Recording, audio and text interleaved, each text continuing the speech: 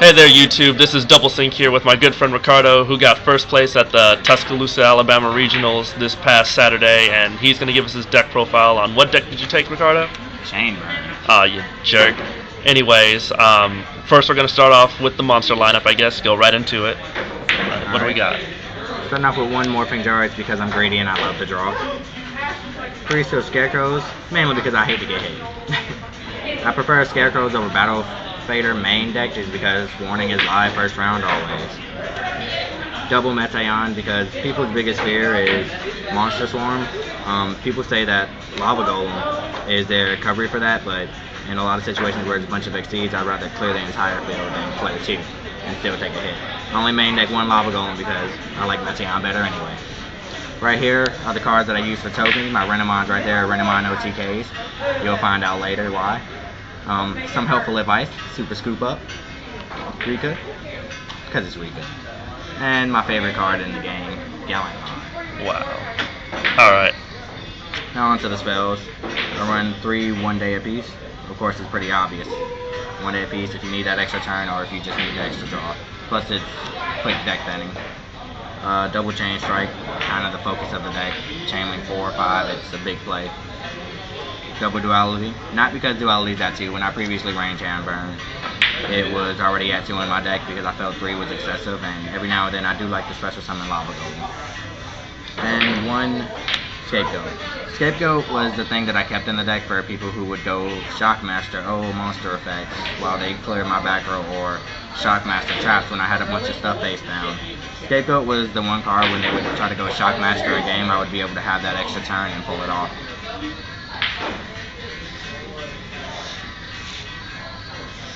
And now for the most important part. And the traps. 3 Jar of Greed, 3 Legacy of Yada, 3 Reckless Greed, and 2 Accumulated Fortune. Stop being greedy. This is my draw phase. Every turn is a draw phase. I love to draw, why not? In this deck, of course, everything for the most part has to be chainable. And it's chain burn for a reason. You're going to run through your burn stuff quickly. At least you might as well have a way to refill your hand quickly. If you start off with a hand with 3 Jar of Greeds and, for example, 1 Just Dessert, that's cool. They Heavy Storm, chain out, that's cool. Not only did you bluff out the heavy, you refilled your hand as well. 3 Just Desserts because I like to give them stuff and like to make them hit themselves. 1 Ceasefire, simply because Ceasefire is at 1. Ceasefire is my favorite card in this deck. It is the best card ever created for chain. Triple Secret Barrel. A lot of this format is people trying to build up mad hand advantage or mad searching like Gear, stuff like that. It happens, they build up hand. Let them take damage for it. Try to swarm, still have a hand? Sure. Alright. And now I have 2 Magic Cylinders, 3 Dimension. I know Magic Cylinder's at 3, but I feel Dimension Wall is a better card anyway, because it gets past Prime Material Dragon when Chaos Dragons were big, simply because it's redirecting battle damage. And I played into a Wild Heart first round at Tuscaloosa and I almost lost simply because he was swinging and all I had was a Magic Cylinder facing him. Top deck Dimension Wall for game. I'm so mad at that. That would have been my first loss, but Dimension Wall is a better card by far anyway. That's how I ran that for the tournament. And double Ojama Trio. The point of Ojama Trio is not just to give them monster count for the Just Desserts. I like the Ojama Trio plays is because when they'll have an Exceed and a regular monster out on field, like an effect monster, say have Machina, Gear Frame, and Shockmaster on field, they're stuck. They can't do anything past that, so you don't have to worry about anything coming after that. Plus, with their field pool, it leaves open Lava Golem plays. And that's the Chain Burn main deck. Alright. And so, we obviously don't have an extra deck for this deck, so let's go right into the side. Side deck, Triple Battle Fader. The reason why I do Triple Battle Fader is because sometimes I'll switch out Swift Scarecrows for them. And when I don't, it's because it's a deck that's probably too aggro for me to just get rid of to a Scarecrow. I usually put in Battle Fader second round because at that time they would take out Solomon if they're siding heavily. If not, I'm going to run maybe 2 Battle Faders in addition to my Scarecrows. Spirit Reaper and Marshmallow are for heroes, even though people were like, oh, they're just going to Gemini Spark them anyway. They don't always have the spark. As I've experienced, they usually try to spark something at the end phase, my face down, and then when the monster's there, the monster's there for a while. And not a lot of them use Papilloperative either, so.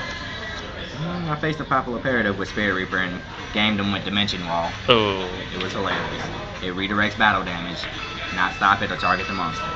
1 extra Lava Golem. You know what? I had this in my extra deck and I never even pulled it out. I think it was kind of a filler, but the idea behind it was in case Beardy got too swarm happy, like they would just take a turn to swing and I would have to be on defense. I could follow up with that, but I thought if it was in a position where I would be in that situation anyway, it'd be a bad card. 1 breaker in case somebody got Decree happy and someone was like, oh man, after I've gone through my 3 MSTs. I usually draw into them, so I never have that problem. Dark Hole was there for, if I had the Battle Fader in hand in the Dark Hole, I'd rather save the Battle Fader for later, clear the field, and make them work a little harder for me. Shadow Imprisoning, and Macro. Macro was really for stuff that cycles through field and grave and try to recycle later. I'd flip up Macro on Exceeds. Not only that, but it stops hand loops, like the non-existent wind-up loop. Really, it's just Gotham's, I think, that has the only loop that can loop hand now. Yeah, and I love this card against the 1 Dark World player I played because I'll admit he was good. He decided not to put in Smog because everyone was trying to refrain from back row, but he forget that Macro was still viable against him. Shouts out to you, man. Yeah. All right, so imprisoning obviously for just in case. All right, so what was your toughest matchup of the day? I would have to say that random Wild Heart deck first round.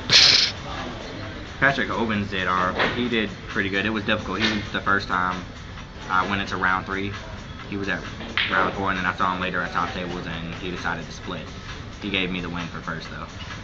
But I played him in 4th. It went to round 3, and it was really close at round 3. Alright then, well, that's the deck, everybody, and hopefully I'll have more content up later. This is Double Sync signing out.